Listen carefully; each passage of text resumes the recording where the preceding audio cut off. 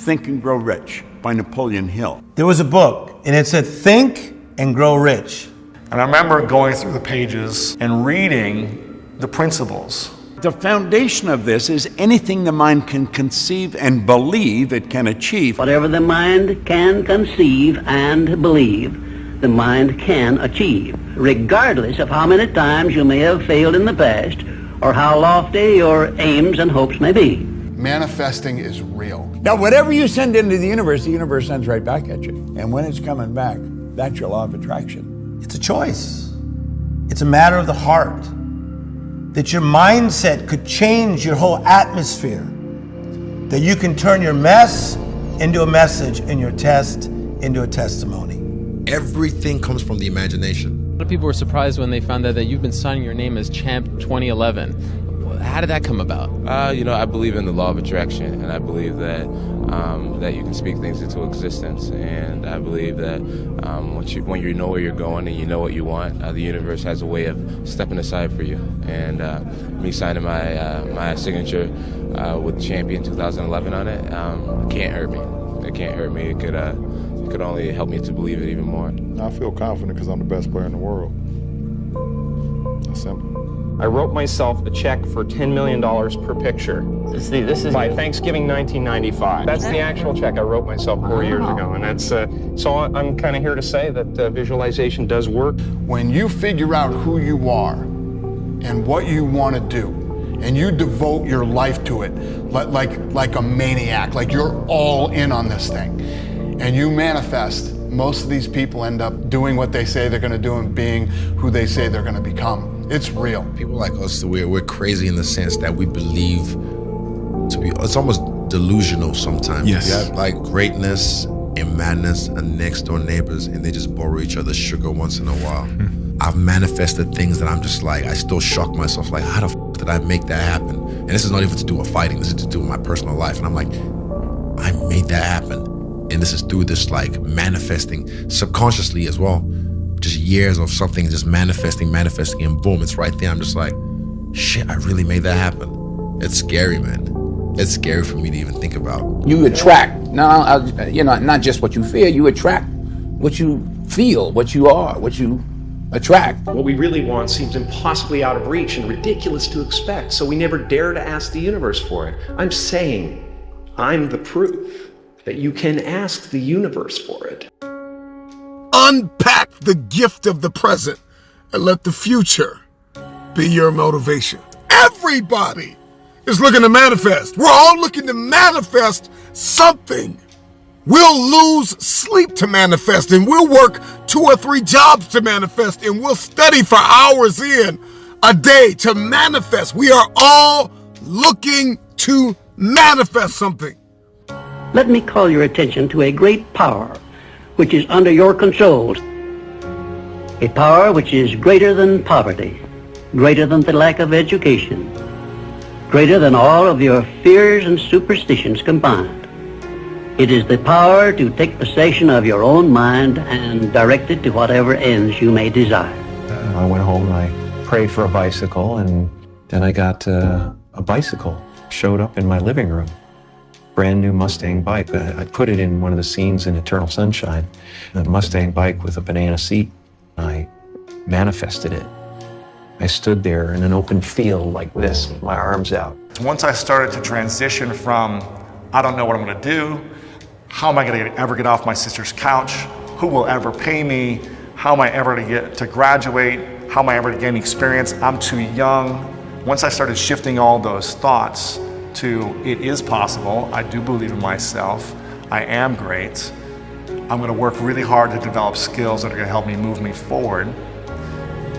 That's when everything started to shift. When I shifted, my inner world, my outer world opened up to me for incredible possibilities. And it started with those principles that are in the book. I don't care what level you get to. I need you to dream, right? I need you to, guys, I need you to spend a considerable amount of time dreaming every single day. Let me tell you why. I've noticed that the people who dream and those people who dream big have a different kind of life than the people who don't dream. And so there are a few things that we have to understand in order to manifest this future. The future, when it is no longer a distant dream, some possibility, some idea, but it's a very present target.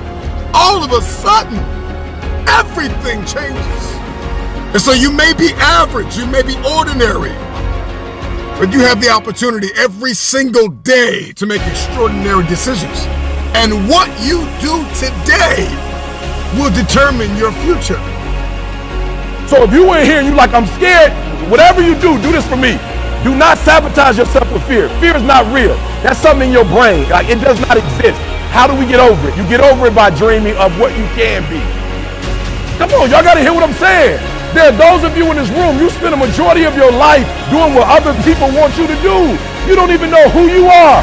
And so even what you're doing, you're not doing at 120% because you're doing what somebody else wants you to do. And you're not good enough to be somebody else.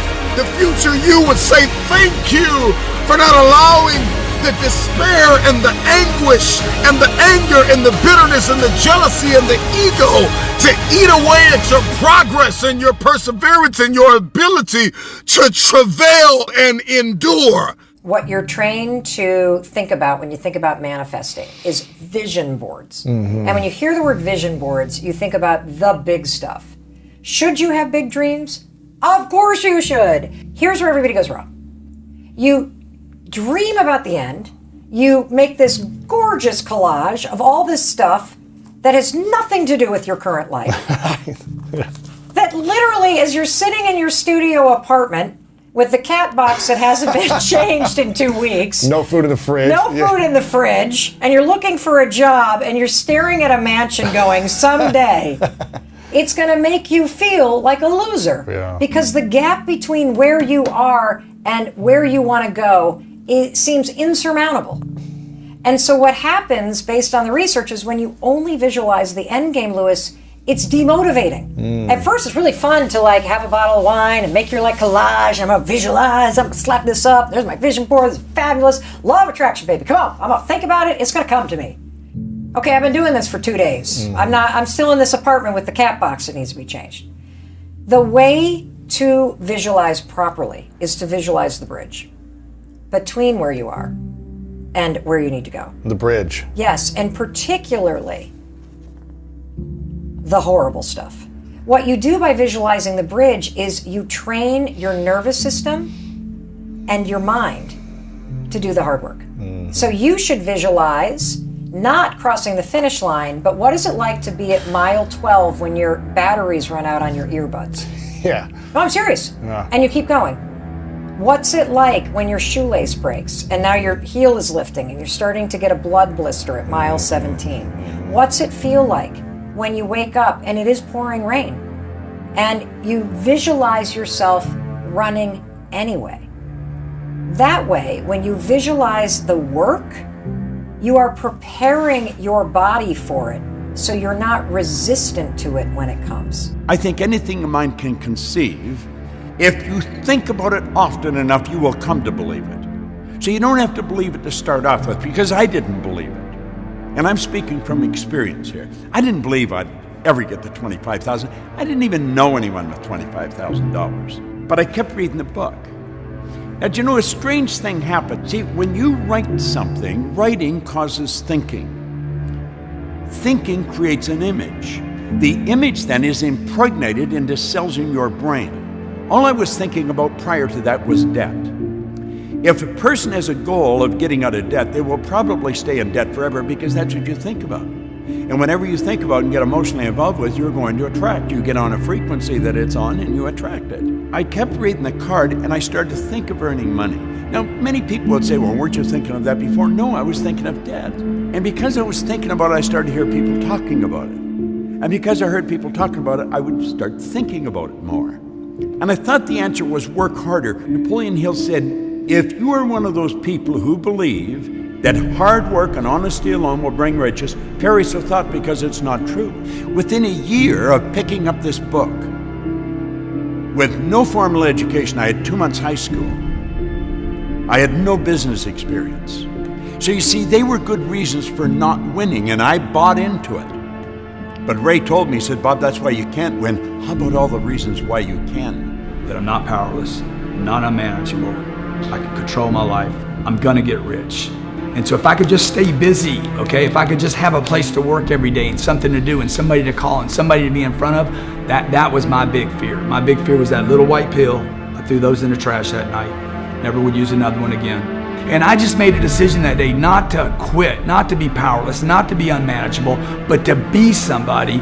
And I've been doing that since I was 25. Every day waking up, today I'm gonna be somebody. I'm not just gonna think about it, I'm gonna be somebody today. I'm gonna grow into who I should be. And I started to question a lot of ideas. Like the idea that you have to be really smart if you're gonna earn a lot of money. I was earning a lot of money and I knew I wasn't that smart. So I started to question all my beliefs. And that's when I made up my mind I was gonna figure out why I was winning. I did not believe that there was an emotional or capricious God that reached out and said, let's let Bob have a turn. I didn't think I was lucky, but I thought somebody has to know why I win, and I'm gonna figure it out. And I started to study. He said there's a difference between wishing for a thing and being ready to receive it. No one's ready for a thing until they believe that they can acquire it. He said the state of mind must be belief and not mere hope or wish. So then I think, well, how do you believe? Where do your beliefs come from? Do you just say, I believe? There's more to it than that. Our belief system is based upon our evaluation of something. And frequently, if you reevaluate a situation, your belief about that situation will change. And suddenly, I realized I'd figured it out. It had taken me 9.5 years from that day in London trying to figure out why did I change. 9.5 years later in the restaurant, it dawned on me. My belief system had changed because I was reevaluating who I was. No amount of reading or memorizing makes us successful.